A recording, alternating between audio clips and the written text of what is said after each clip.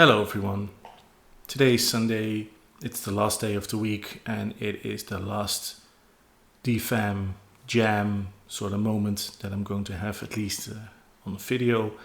So the past few days I've been doing splurges, which are short, relatively short IGR generating sessions. And using the DFAM has been a lot of fun. I've been working with some of the preset cards to find some cool sounds, and today I'm just gonna twist some knobs and see what happens. So without further ado, this is where we left off yesterday. Quite a hectic sound.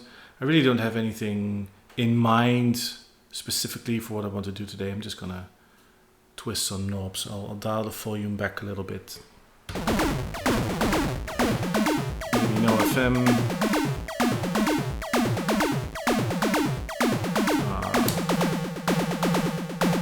This deactivates the pitch from here. But the pitch, I think, still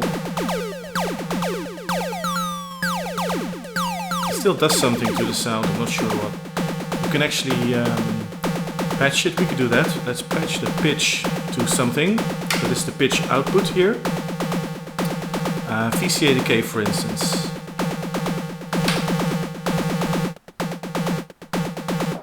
Now it controls individual length of steps. See? Dial this back to 0. Decay will be 0, i.e. no sound.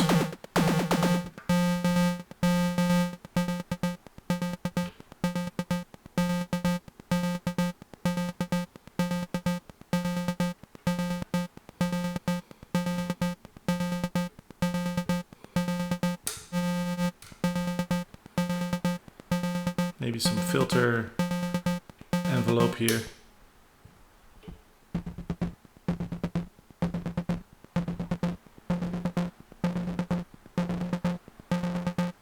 Low pass filter. In typical Moog fashion, the resonance really takes out the low end.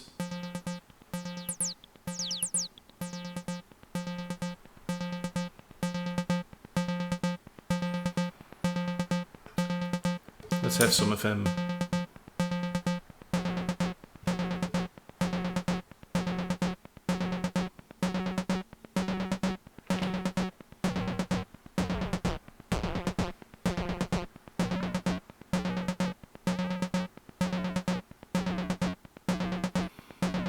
And actually what we can do is apply pitch envelope. It's already happening, by the way, to oscillator 1, and that'll also change the FM characteristic on oscillator 2. Right, am I right? Maybe vary this rhythm a little bit.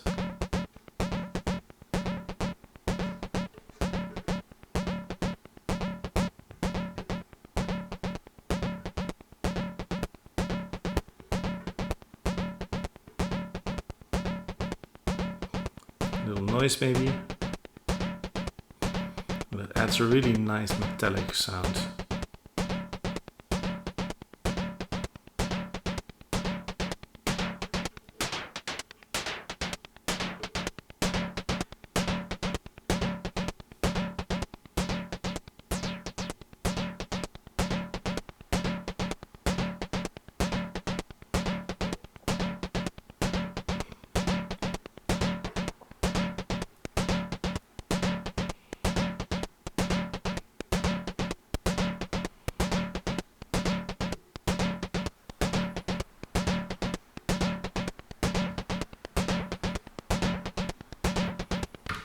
Okay, let's just record this.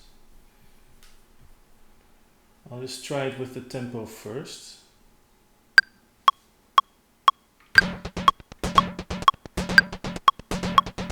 It always initializes the project at 120, which is usually not the tempo I want to work with. So yesterday it was around 128, 129.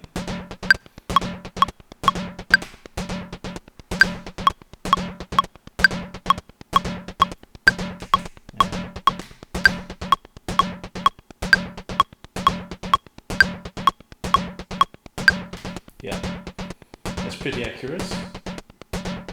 Okay.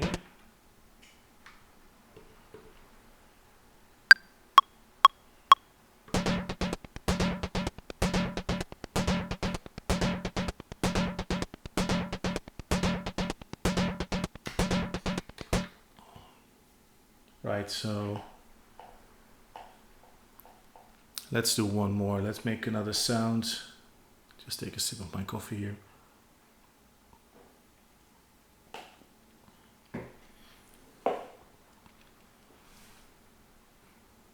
I don't know, maybe just a kick, or a kick and a bass. Let's turn off everything except VCO1. Open the filter. No envelope for now. Oh yeah, we still have the pitch to decay thing going on here. Not a lot of sound, admittedly. Here we go.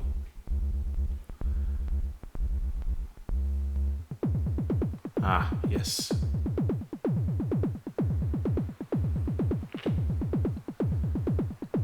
Why so quiet though?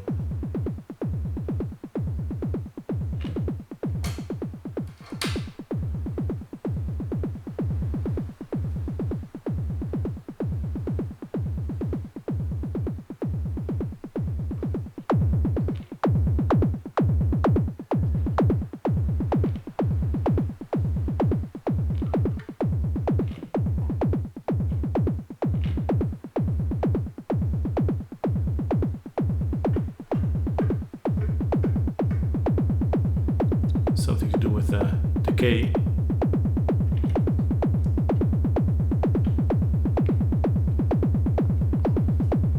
As well as the velocity, of course. Oh, I like that. Yeah. This one less accented. And the cool thing about this is that I mentioned this before, because this sequencer forces you to choose a pitch and a velocity. There's no default, like it inserts a C at, I don't know, 100 MIDI velocity or something. No, you have to choose both. Even though in this case the pitch, of course, is not controlling the pitch, but the VCA decay. Because it forces you to choose these values, it's actually difficult to get it completely homogeneous, to get everything the same. And that naturally introduces these musical variations, like these sort of slight accented or quieter notes, ghost notes, whatever you want to call them. So this one here, for instance, so this is a kick, and then these are the low bass rumblings, basically. This forces you, or actually this is by accident, this one is less loud than the other two here, but it gives it this cadence, like, because this is a little bit quieter. Actually works great. Some variation. Okay, let's see if we can get this a little bit tighter.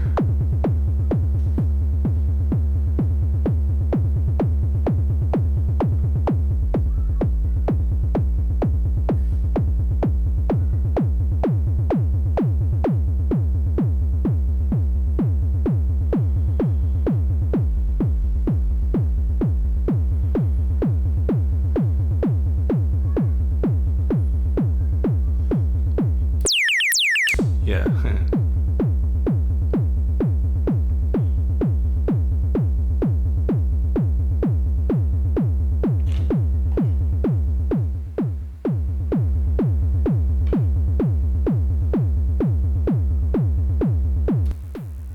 Maybe that's some little thump. Wow, here we go. Ooh, even better. Classic trick, using the resonance on the high pass to actually accentuate the lows. You can of course use it to filter out. But if you find the sweet spot here,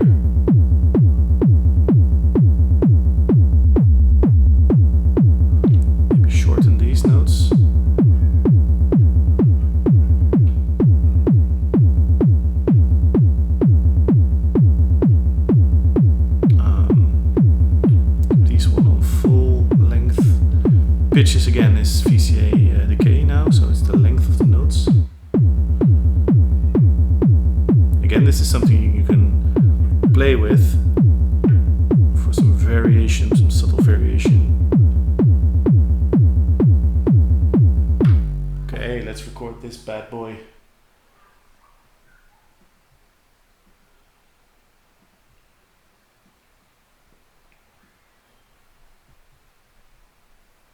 I'll just mute the first track.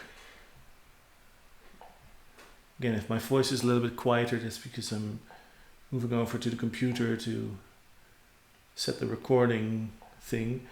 I'll move over it permanently after I record this bit.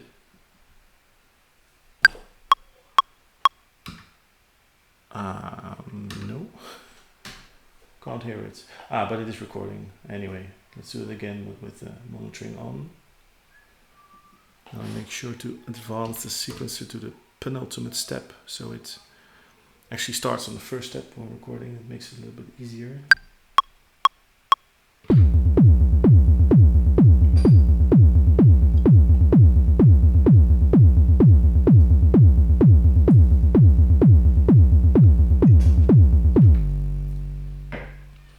Lovely. Okay, so I'll just move over here, move over to the computer and the mic.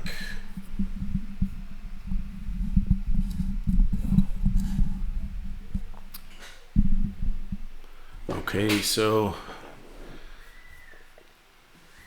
2 parts. How are we doing on time? 12 minutes. Okay, well, let's give it 5 or 10 more to make some complementing parts. And then we'll call this a day, not a day, when it comes to working on music, because I will be doing a lot more today, but for this session. So what is this thing? What do I call it? A sequence. It's another FM sequence. Okay, so as the DFAM is running free, we need to align the audio,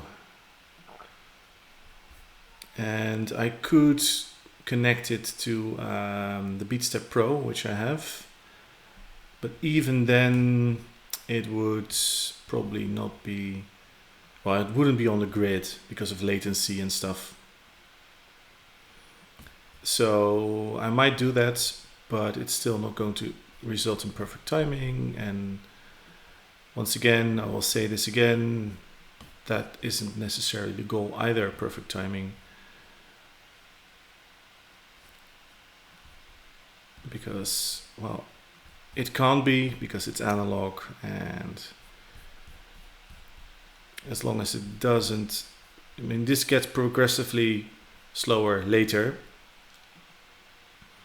So I guess it's 127 point something, not 12.7. And just make sure that of course, during the duration of the track, that it doesn't get out of hand more and more, the timing. Maybe 0.7. No.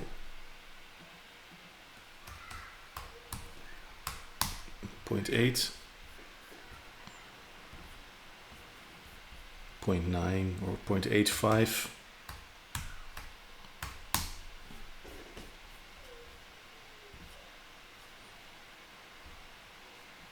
That looks about right.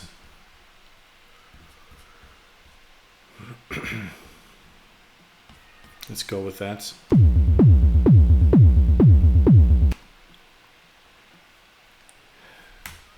This would be really a problem if I recorded, say, 6 minutes of this, and then it would be several beats late after that length, of course. Now it's not that big of a problem and I can easily fix it.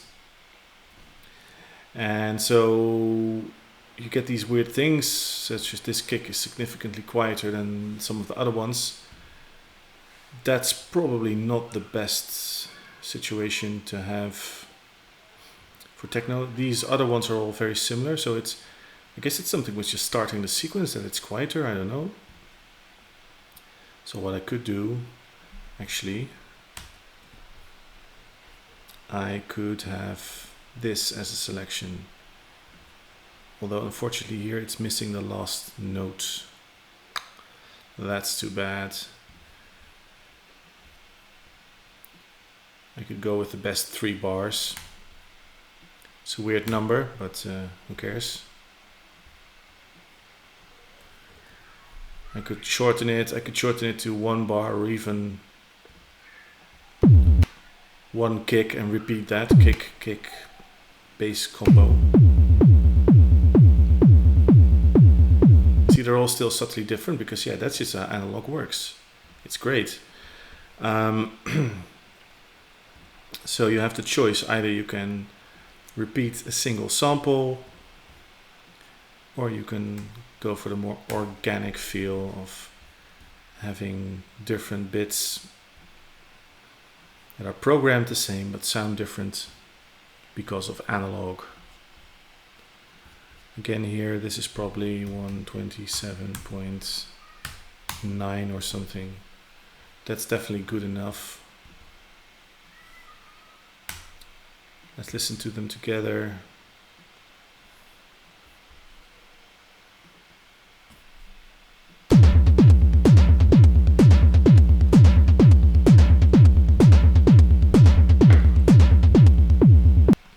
Yeah, I mean, analog techno.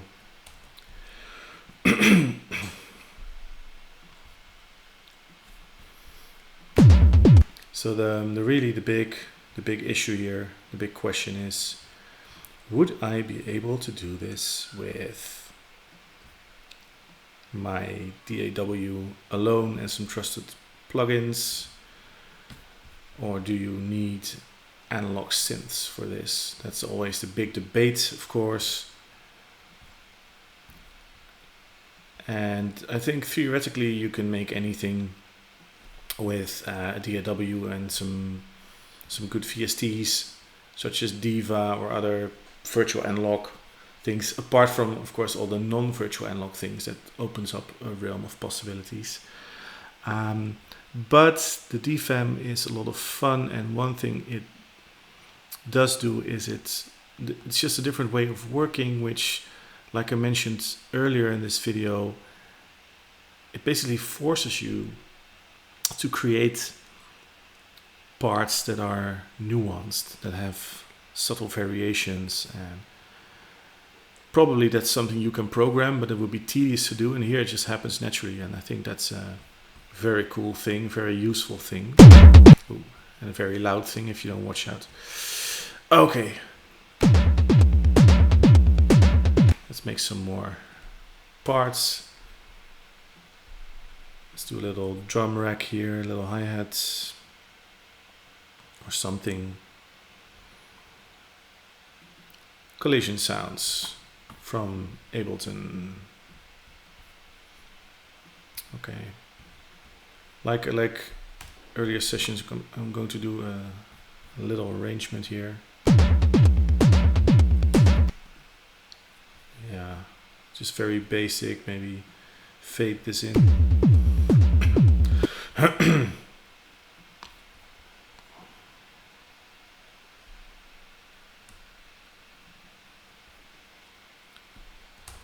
Little breakdown here.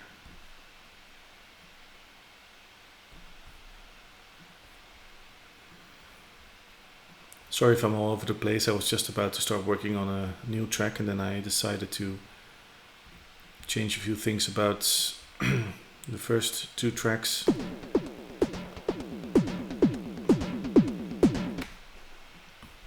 I will get to my collision drum rack. No, that needs to be here.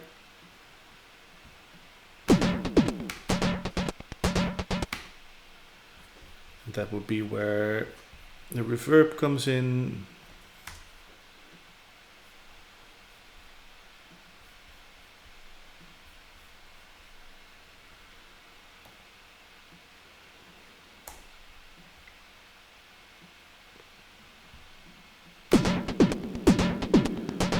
Get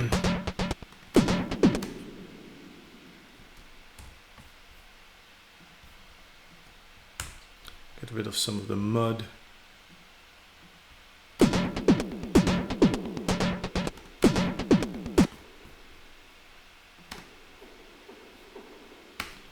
Oh, you know what? It's the wrong track. I meant to put it here.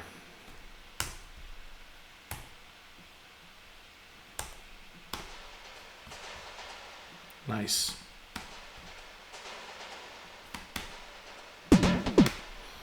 Okay, now I shall get to collision sounds.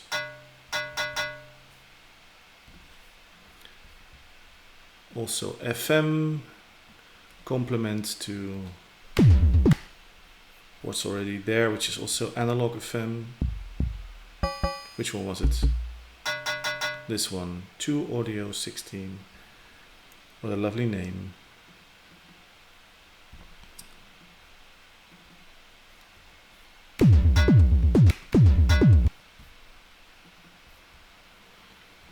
Sort of a doubling up, maybe, sort of complementary pattern to the FM sequence. Actually, I want this to be here.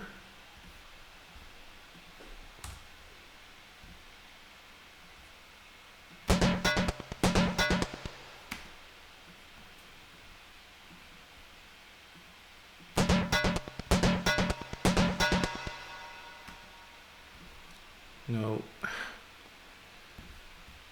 that new feature is something I don't care for too much. The expandability of that little representation of the timeline at the top. Don't really have much use for it. It gets in the way. Not that I would ask Live to remove it.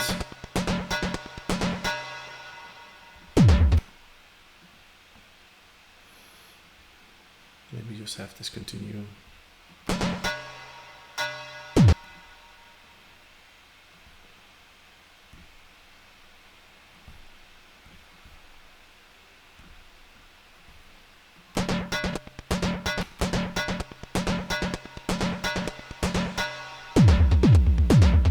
I don't know, something like that.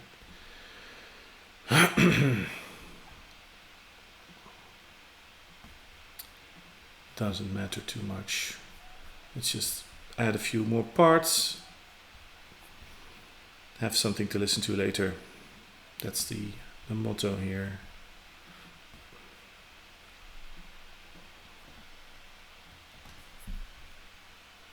Right bell.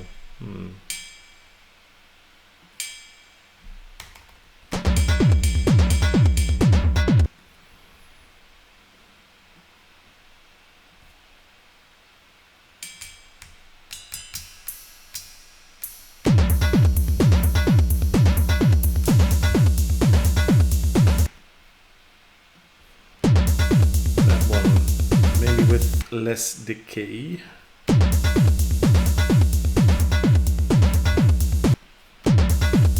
The sample's just way too long.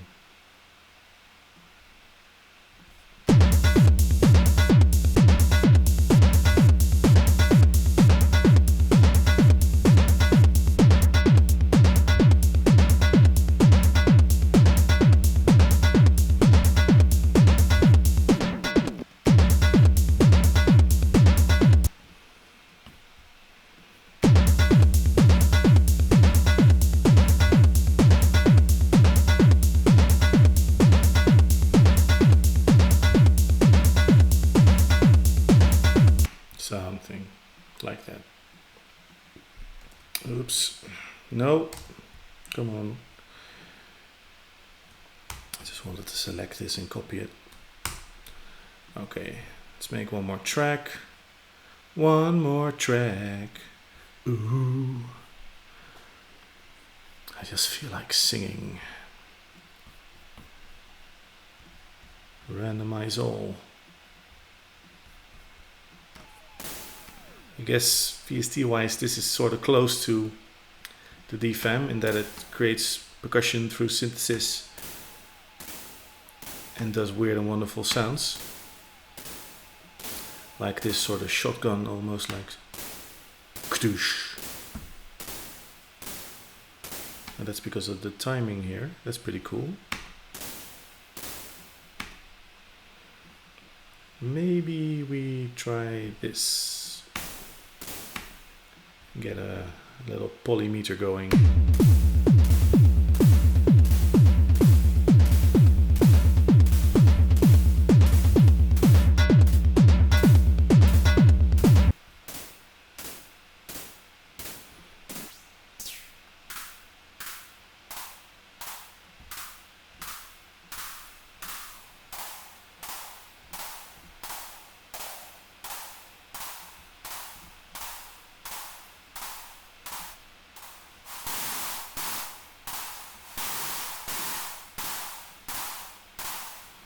Cool how the distortion blurs out the attack, just becomes a haze.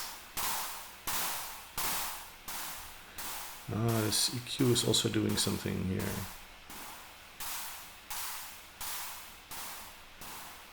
It's interesting how that not only seems to accentuate certain frequencies but also attenuate stuff around it.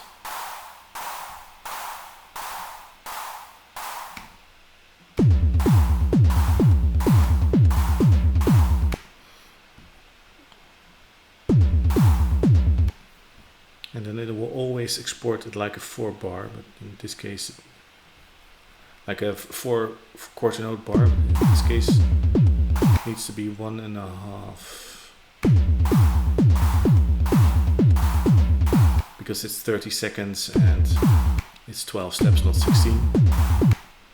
Or you could do something else. Maybe this.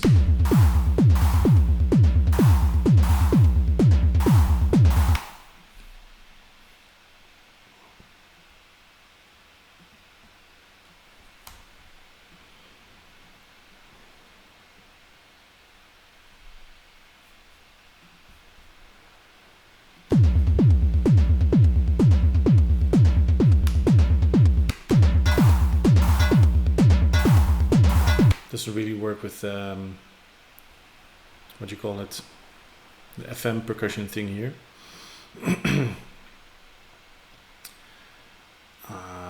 So I could do this. That would be more like a snare.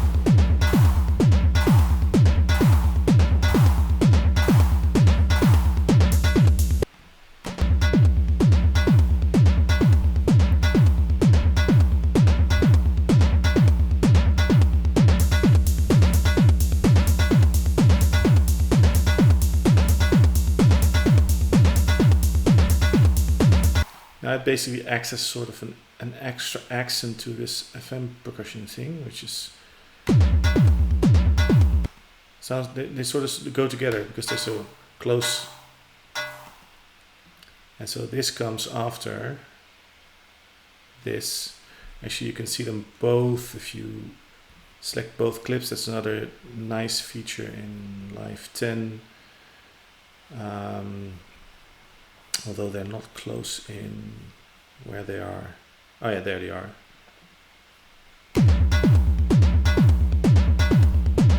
It's almost like this snare-like bit is now sort of the reverb tail of the FM percussion.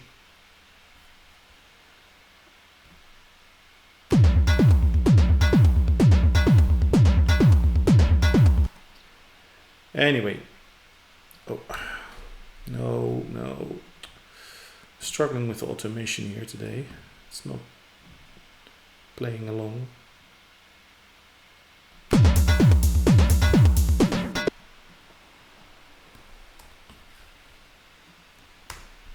Anyway. Let's end it here. The session, that is. Nothing too dramatic. So yeah, some sounds from the DFAM, little bunch of parts to contrast that, to add something to it. Gives us a mini arrangement, 1 minute, some stuff happening, something to listen to. in a week or so. That's all for today.